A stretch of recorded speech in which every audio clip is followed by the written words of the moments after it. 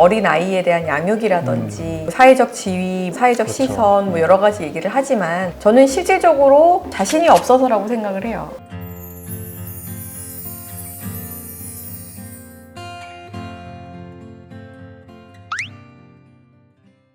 안녕하세요. 법률사무소 봄의 대표 변호사 정현주, 법률사무소 봄 대표 변호사 이완수입니다. 우리 가사조정위원이시고 남양주 지원에 그리고 굉장히 오랫동안 활동하셨죠? 네. 그런 우리 정현주 대표 변호사님께서 이혼 상담도 많이 하고 계시잖아요. 예. 그러면 이제 이혼의 어떤 저마다의 모습이 있을 텐데 그걸 딱 보면은 어떻게 이 사람은 이혼을 해야 된다, 이혼할 수밖에 없다 이런 게 좀 느껴지시나요? 네, 느껴집니다. 사실은 솔직히 말씀을 드리자면 그 상담을 조금만 해보면 이 사람이 정말로 이혼을 하려고 마음 먹고 오셨는지 아니면은 그냥 정말 흔들리는 마음에서 오신 건지 저는 이제 어느 정도는 구분이 되는 것 같아요. 그러면은 이제 네. 뭐 그런 마음 먹는 것도 있지만 이 사람의 마음가짐과 상관없이 이혼을 반드시 해야만 하는 상황은 어떤 게 있을까요? 일단 기본적으로 사람은 변하지 않는다라는 그 기본 전제에서 저는 시작을 한다고 생각을 하거든요. 그래서 폭행을 하는 분들을 보면은 계속 폭행을 하고요. 이게 욱하는 성질을 참을 수가 없어요.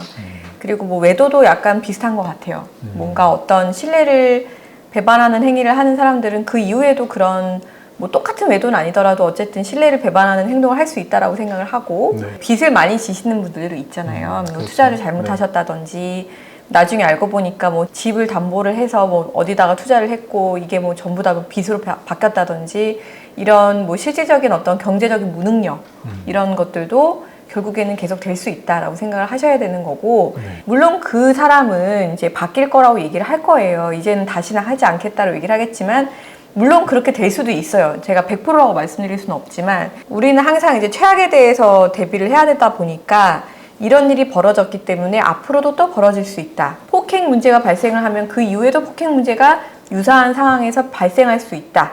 외도 문제가 발생을 했으면 그 다음에 또 외도 문제가 발생할 수 있다. 이렇게 전제로 깔고 생각을 해야 되잖아요. 그랬을 때 내가 도저히 견딜 수 없다라고 생각이 든다면 그거는 반드시 이혼을 해야 되는 상황이라고 생각이 듭니다.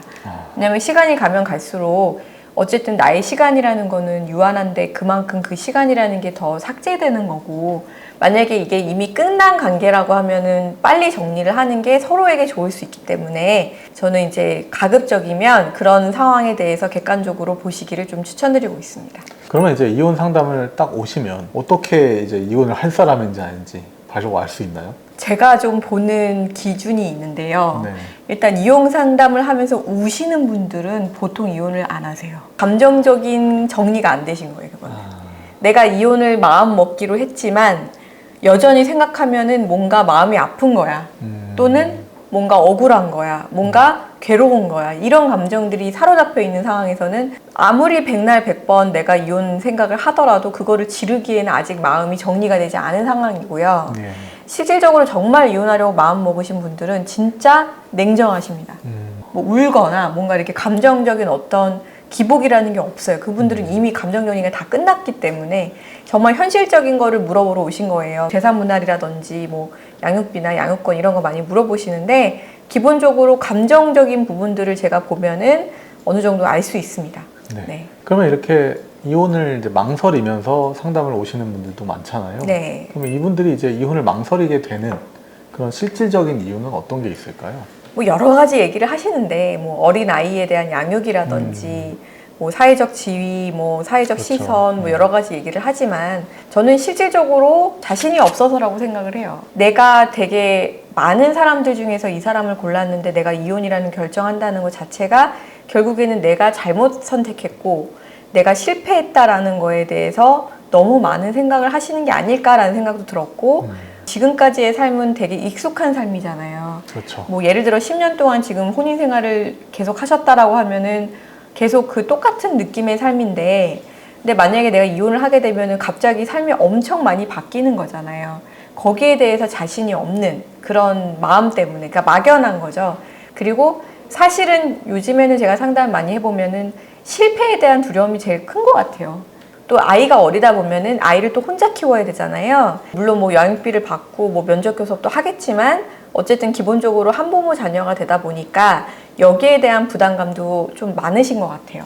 그래서 이런 것들이 복합적이지만 사실은 마인드의 문제가 아닐까 저는 그렇게 생각을 합니다.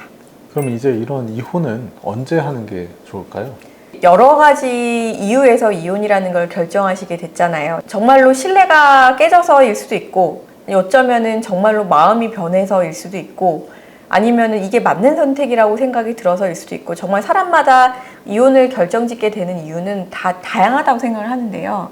뭐가 됐든 간에 내가 어느 정도 이 사람이랑 같이 결혼이라는 중대한 결정을 했었지만 지금은 이혼을 하는 게 맞다라고 생각을 하고 그렇게 마음을 결정을 내리게 되는 이유는 이 혼인 생활을 유지하는 게 나에게 더 불행하기 때문이잖아요. 제가 항상 말씀드리는 거지만 결혼을 하는 거는 이 사람이랑 결혼하는 게 내 삶이 더 행복해질 거라는 기대감이 있기 때문이에요. 그럼 이혼도 마찬가지로 내가 이혼을 하고 난 이유가 나한테 더 행복할 거라는 생각이 드는 거예요. 그 정도 마인드를 가졌다라고 하면은 저는 빠르면 빠를수록 좋다고 생각합니다.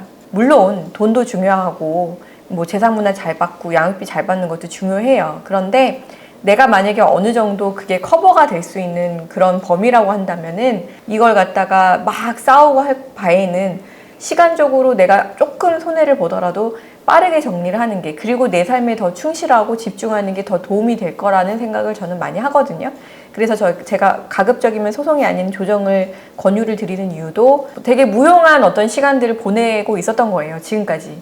근데 이걸 갖다 더 길게 끌어서 더 그 무용한 시간들이 길어지는 거는 각자에게 낭비라는 생각이 좀 들거든요. 그래서 이혼은 빠르면 빠를수록 좋습니다. 내가 만약에 정말로 불행하고 내가 이혼하기로 마음먹었다라고 하면은 시간을 끌어서 좋을 건 없다. 이렇게 말씀을 드리고 싶습니다. 이번 시간은 이렇게 이혼을 망설이는 이유들과 그리고 그 이혼을 하기에 적기는 어떤 때인가 이런 거에 관한 이야기를 한번 나눠봤습니다. 저희 영상이 도움이 되셨다면 좋아요, 구독 부탁드려요. 감사합니다.